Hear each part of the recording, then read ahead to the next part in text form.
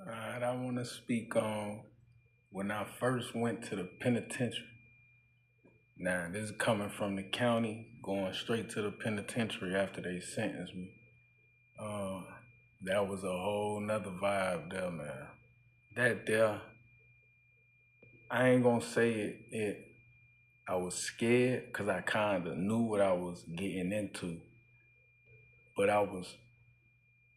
let me just tell y'all. So, go to Stateville.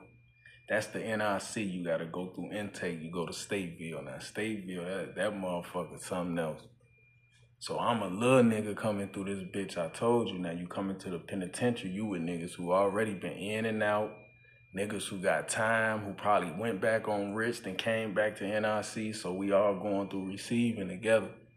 Now they make like 100 motherfuckers, man, get in the line, strip asshole naked, lift your nuts up, squat, turn around, squat, lift your feet up. Man, I'm talking about in front of grown ass men. So I'm sitting there now, you know, you hear shit when you a kid, how jail is, and you see movies, so you be thinking it like, man, these niggas gonna try something. So in my mind, I already went in there with the mentality like, I'm gonna have to show one of them. You know what I'm saying? I'm already little with a dead body, so I'm like, fuck it, I'm gonna have to show somebody. So anyway, the strippers get us in the shower, hurry up, rush job though. It's literally, they let you only get like a 30-second jump in that bitch and get right out. Put these big ass clothes on you can't fit, and you walk to a cell where you locked in that bitch all fucking day. They barely feed you. It's bullshit down there. You down there for like 2 weeks though, sometime a month.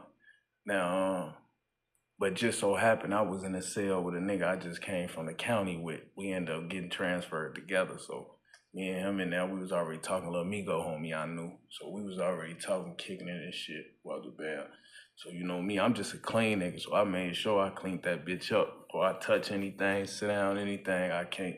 So clean that bitch, we talking, we vibing. So we passed time all the time talking. I was working out, doing little push-ups, barely was doing it, but was just doing shit to pass time. Stopped really doing it because I figured that shit started making me hungry as hell. So anyway, we in there for that time.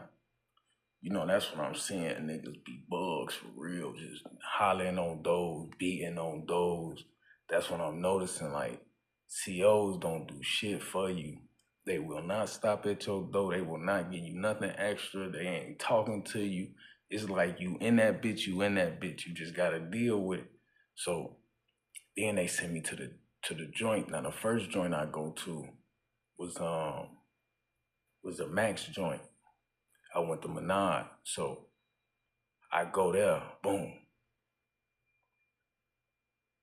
Way different. Way different. Way different. Way different. I'm talking about you gotta get involved. You know what I'm saying? So go there, boom, but they end up shipping me from down there like a week. Like in a week, they end up getting me from down there. So I really ain't spent no time. They end up keeping me like in the classification area, then sent me from down there and sent me to Lawrenceville. Now Lawrenceville, you was locked down 23 and 1 shit. You gotta, man, they come open your door for showers. You getting a 15-minute shower, locking your ass back up. Then they come open your door for phone. You getting a 30-minute phone. They monitoring your shit. So if you didn't get through for the first 5-10 minutes, so then you just now get through, man, at that 30-minute call, they getting you off the phone, locking your ass up. But I go down here, when I go down here, just so happen I end up on the deck with one of the BDs, the older BDs from Inland, BD Trail, may peace be upon him. He ended up passing too, and his brother, BD Laird, may peace be upon him. So we end up right next door to each other. So we see each other. We okay, bet, okay. But locked in a cell all day. All fucking day. I'm talking about, but you get used to it. Then they bring your commissary to you. So they'll bring the shit on the deck. Then they'll open the doors. They'll come let you out, go get your shit, lock you back up. But so I did some years down there. I did a lot of time down there. So I was down there. That's when jail really like, this what I mean by jail. In jail it made me gain knowledge. But it like people look down on gangs, right? Now this ain't me talking good on it or trying to cause no type of confusion or nothing, but what I'm speaking on from my experience is that the gang culture is what made me grow as a man and gain the knowledge that I got and wanted to learn more. Because once you dig deep into it, like when you out on the streets, especially around my time, my age range, it was a little structure, but the structure was dying. So people was getting in and not really knowing nothing. You know what I'm saying? And I can speak from my experience. When I got in it, I knew a lot, but it really wasn't taught. It was just like I hang around these guys, so this is what I am. But when I went in there, I wanted to learn. I wanted to learn my history. I wanted to know where do this come from? You know what I'm saying? And what better than you around the people who've been in here 60, 70 years, who've been around when it started, you know what I'm saying? So they started taking a liking to me because they started seeing I was for none. So at the beginning of my bit, I was wild. Because I felt like I had to prove a point. Because, I was never bigger, and I ain't into the weights. You know what I'm saying? For real. So, but, I fight.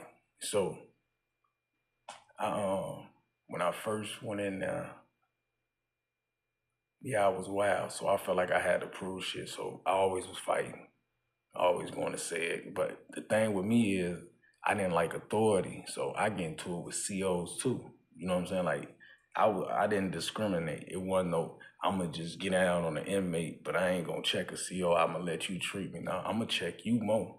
You know what I'm saying? Call you out, bitches. Get in this cell. I want to, all that. But they used to walk me to cell, but they wouldn't get me from down there. I had to literally get into it with the police to get from down there. Got into a fight with them. They ended up jumping me. One of them ended up starting it, but I ended up taking off on him. Then they jumped me. Once they get you cuffed up, it's over with. So y'all know they fucked me up. And to this day, I have migraines from that shit. But back to the story. So I was in there, I was fucking up, doing me. But I wanted to learn more about the gang. So I used to talk to the old heads and walk through there, the universals and shit. And they usually drop little jewels on me. But I want to know history too. You know what I'm saying? Like, man, teach me about. I want to know about, man, dude, you used to hang with him, right? Man, teach me what's to him. You know what I'm saying? They used to just tell me their stories and shit like that. So I learned a lot. And they all took a liking to me. You know what I'm saying? So it kind of got to a point, where, in Lawrence, it was structure. You know what I'm saying? So it got to a point where they gave me a position of leadership, but I didn't ask for it. I ain't want it. I just was that type of dude. It just, when y'all get around me and y'all meet me, y'all will see the type of guy I am. I don't, but that ain't me. You know what I'm saying? Like, they even try to give me positions, you know what I'm saying, for me. And that was at the beginning of my bit, but I always had in my mind I was coming home. Then when you hear about what's going on in the outside world, they don't follow structure. That shit was dying before I came in, so I understood that. So when they tried to give me that, I used to tell them, like, man, look, I don't plan on being here my whole life. You know what I'm saying? This only hold weight in jail for real. You know what I'm saying? And me taking something like that to me, that would have been me manifesting my whole life being that in prison. You know what I'm saying? And that one, what my goals and plans was, I was more so like, I know I'm going home. You know what I'm saying? This was at the beginning, so I probably had like 20 more years left. You know what I'm saying? But on paper, but in my mind, I knew that was just on paper. So did that. Used to get into a lot of goofy shit. You know what I'm saying? I told you I don't want to speak too much in depth on things because I don't want to run the videos too long. So I'm going to just skip past a lot. But going back to me wanting to learn more. So that's what led me to when you know why the organization started, then it'd be like, damn. So why was we to believe this, or why we fighting for these reasons when this ain't even what the whole organization for? It's all fucked up now. So that's what made me want to gain the knowledge, because that's what it's for. What got me back in school So I got back in school during a bit. I started slowing down on. I still had an anger problem. Don't get me wrong. I still wasn't going for nothing. I still was checking the CO, but I piped down a little bit. Like I ain't really like go off as much. Like I mean, I stayed in the cell. You know what I'm saying? So around this time, I ended up shipping to another joint. When I told you I got into it with them, police. I went to Pontiac, said for a minute. Then from there, for a year, then from after that, they sent me to Picnickville. You know what I'm saying? Picnickville like a medium max too, but you was out more than you was with Lawrence that I experienced. You know what I'm saying? Pontiac 24. So, but Picnickville, you was out more. So then I was down there, you know, it's just prison politics, how shit go. You know, once you somewhere and people know you and you build a reputation for yourself, other people in other prisons gonna know who you are. You know what I'm saying, in that area. So me in there, I already went down and people knew me, so I was already, you know, people that was in other joints with me, the guys, so it was already cool for me once I got out of SED, because they shipped me SED to SED. Then I had to sit back there 30 days, got out. Man, then I ended up going back to SED, literally like 2 days of me being out. The door to the child hall closed. That punk ass lieutenant walked me to SED. I checked his 8 man, why you ain't run to the, what the fuck am I running to the door for? You know what I'm saying? So I checked him, he walked me to SED, so I had to do another 30 days back there. Then I get out. You know what I'm saying? And then, but that joint, I told myself, like, I'm gonna fall back here. You know what I'm saying? Like, I ain't finna be on no gang politics shit. I ain't finna be with none of that. You know what I'm saying? I ain't with the fighting cellies, and you know what I'm saying? I got out of that stage a while back. You know what I'm saying? I learned that your celly's supposed to be your closest ally. You know what I'm saying? That's who you gotta sleep around. You know what I'm saying? So I went down there. My celly Flip, that was my homie. We was locked in.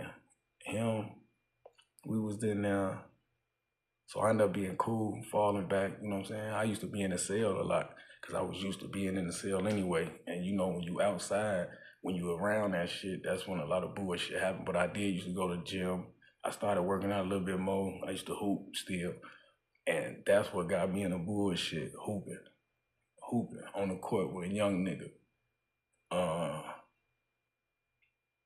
Little goofy ass little nigga, man. He what did he do? No, I fouled him on accident on the court. But he gotta be tough. But this how I look at shit. Cause I've been in jail for a minute now. Now this was probably me like 10 years in now. You know what I'm saying?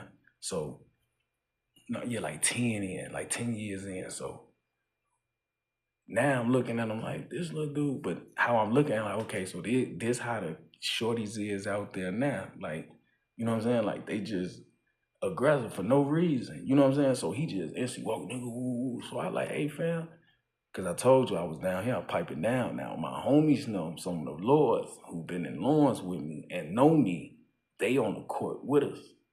You know what I'm saying? So they looking at me, they surprised I ain't just took off on them. So they look at me, so I look at them, but they ready to take off. So I look at them, so I tell him like, man, just foul me back. You know what I'm saying? If it was a problem, just foul me back. I don't foul, I punch. I punch back though. You know what I'm saying? So just know. So he ended up doing that. But in the back of my mind, I don't tolerate shit like that. So I ain't say nothing to nobody. I just left off the court. So we go back. Long story short, we go back to the cell.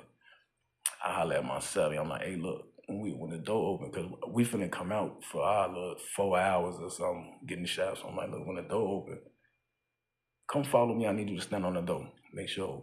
He like, all right, what happened? I'm like, you finna see. So we, the door roll with the man. So I end up walking over there. That's what I mean by the shorties. Like they do shit, like they mindset, like they do things and then forget what they did. I guess because I didn't cause a scene with him and argue back and forth on the court. He didn't think that I felt some type of way or something.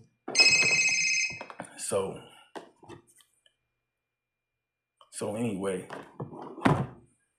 he walking out the cell. So I tell him, like, hey, no, you might well go back in there. So he instantly get tough. Oh, bro. Hey, Sally, go move your some young shit. Just doing too much. Trying to cause a scene. So I'm like, you ain't got to do all that. Quit doing all that. So long story short, we go in the cell. I do what I do to him, work with him. My Sally had to run in there and get me off of woo, right? Because I finna beat him with the hot pot. After I had him already bloody as hell, I finna beat him with the hot pot still. Just because he took me to this mar. I told y'all when I went down here, I wasn't on this. But he ended up getting me out of that element. So I'm like, you know what? All right, now, because I got to paint this picture now. I got to paint a portrait now. You know what I'm saying? So, okay, now I'm finna tap you. When I'm done with him, because he had a homie on the deck. Ain't never said nothing to me, but you know, them young that just be loud, just obnoxious, doing too much. And I ain't never liked that. Just tough. Used to always just pick on them. So I end up checking a nigga. And get done with him. I come out his cell. I end up walking to his homie, like, hey, check it out. Come in my cell real quick. He end up scared as hell, tucking his tail. Ooh, so I'm like, okay. So long story short, that shit happened. Now after that, I ain't really have to get into nothing else. I end up leaving, going to Danville.